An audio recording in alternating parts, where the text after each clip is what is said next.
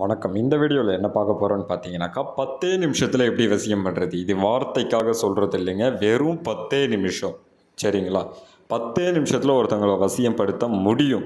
எப்படின்னு கேட்டிங்கனாக்கா, நம்ம வேறு வழி மூலயமா பண்ணுறது வந்து 15 நாள் 31 நாள் அப்படி எடுக்கும். 10 நிமிஷத்தில் வசியம் பண்ணுறது இருக்கான்னு கேட்டிங்கன்னா கன்ஃபார்மாக இருக்குது. கேரண்டி 100% இல்லைப்பா, 200% 10 நிமிஷத்தில் ஒருத்தவங்களை வசியம் பண்ண முடியும். ஆனால் என்ன ஒரு கண்டிஷன்னாக்கா, நீங்கள் அதை சாப்பாட்டில் கலந்து கொடுக்கணும். சரிங்களா? ஏன்னா நிறைய பேர் வந்து சாப்பாட்டில் கலந்து கொடுக்க முடியாதனால தான் 15 நாள் வந்து எடுக்குது ஃபோட்டோ வச்சு பண்ணுறது. சரிங்களா?